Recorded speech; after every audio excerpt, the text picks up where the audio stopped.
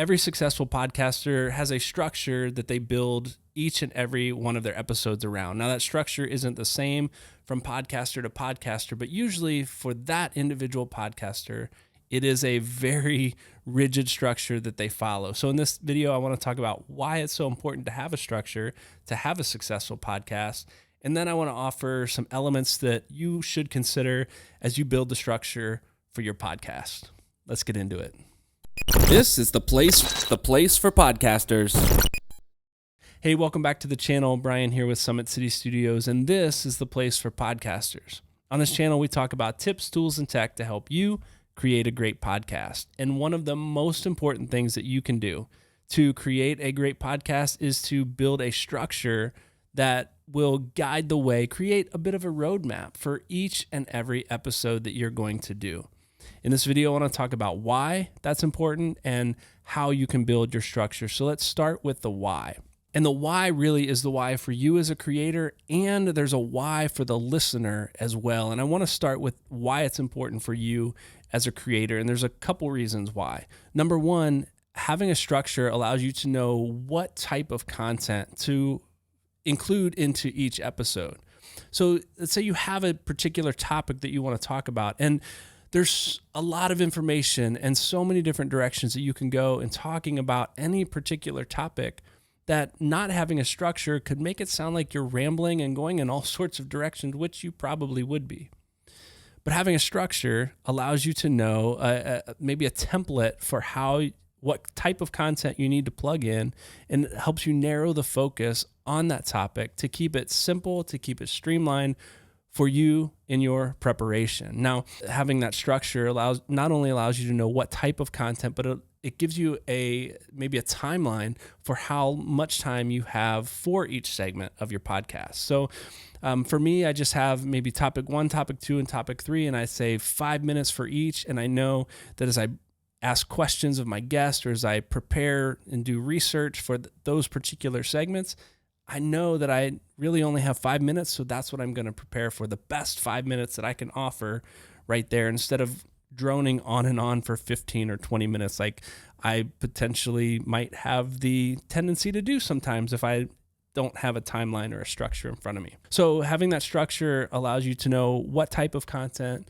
you need to prepare and how much time you have to prepare for that content. But it also gives you a bit of a template. So not only for you to work from, but it gives a template to anybody else that you happen to be working with on your podcast. So let's say you're working with a producer who needs to know how much time they need to trim. Say you talked for 20 minutes, but it's really only a 10-minute segment. That producer knows what they need to trim and how much they need to trim to get it down to that. It gives your guests maybe a timeline and an idea of content that they know that they'll be sharing in each of those segments of your podcast. So the structure is important for you in your preparation as a creator to relieve a lot of the stress, as you know ahead of time where you're going, how much time you have to get there.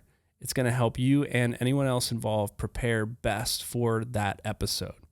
But it's also important for your listener to have a structure for the podcast. And it sounds maybe a little counterintuitive, because as you think about the podcast maybe that you listen to on a regular basis, you don't think about, okay, they're going to spend 10 minutes talking about this and 15 minutes talking about this, and then we're going to get a 5-minute closing statement, and then we're going to be done. But subconsciously, you know that.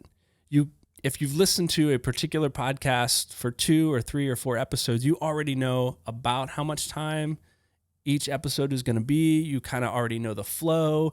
Does the host and the co-host maybe spend a little time talking about catching up on their last week, before they get into the real content? You know that those things happen. And you know when they don't happen, something feels missing.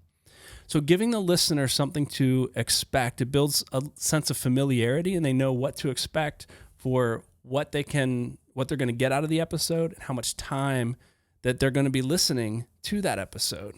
So now you know why having a structure is important for both you as a creator and the listener. Let's talk about how to build a structure, what elements you need to build a structure for your podcast.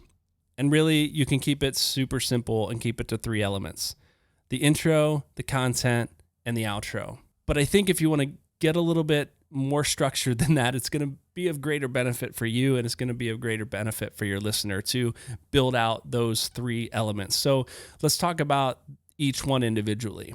In your intro, you need it to be short, sweet, and to the point. If I'm listening to your podcast, there's a couple things that I want to know in the intro. That's the topic, why it's important, or what I can get, and who you're talking to, maybe your guest, maybe your co-host, all of that. So let me know that in the intro. You don't have to go into detail. That's what the main content for, but I need to know the focus in the introduction.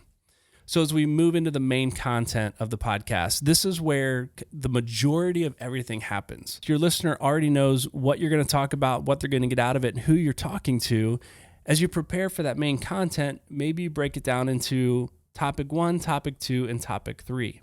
It's a template that you can send to your guests. It's really customizable, but you know that there's 3 things that you're going to transition into and out of as you build out the main content of that podcast. Now, you can also include all sorts of other elements. Like I used to do a random fire trivia where I would ask 3 or 4 questions really quickly to a guest, and they'd have to answer, with the first word or phrase that came to their mind. That was a fun way to kind of break the ice to get into maybe some deeper content and introduce my listeners to my guests in a fun, sort of creative way. But again, that main content section is where you can get really creative with how you build out your podcast. But it's important to have a familiar flow within that main content. Then the outro, there's a couple things you need to include in your outro.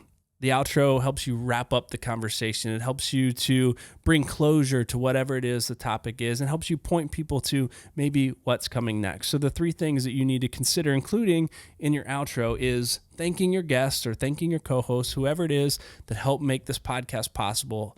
Thank those individuals, give them some recognition. And if it's a guest, you need to point people to where they can find more information, maybe some social media handles of that guest. So that's one thing you need to include in the outro. The second thing is a call to action. Always, always, always have a call to action in your podcast. Let your listeners know what you want them to do. Do you want them to subscribe to your podcast or follow you on Spotify or find you on social media? Do you want them to click a link? Do you want them to check out your show notes? Do you want them to visit your webpage?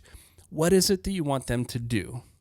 That's your call to action. So make sure you have a call to action at the end of every episode in your outro. And then the final thing that will require a little bit of planning ahead, a little bit of future preparation, is to give a preview of what's coming next.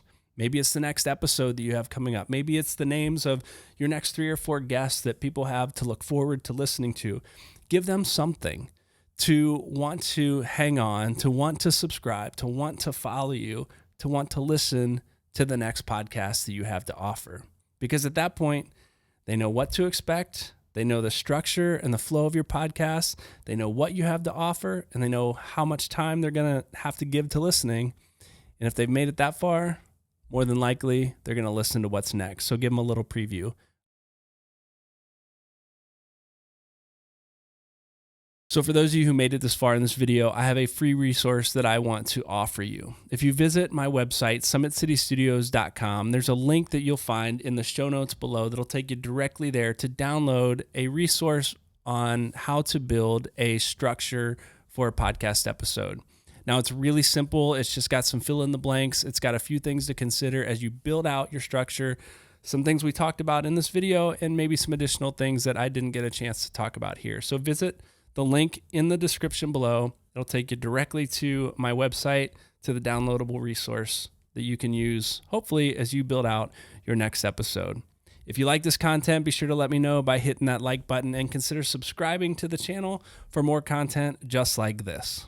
For those of you who may be looking for additional assistance in how to build a podcast, how to create a podcast, maybe you're looking for assistance in editing and producing your podcast, be sure to visit me at Summit City Studios to find out what I have to offer to help you create a great podcast. Thanks for watching.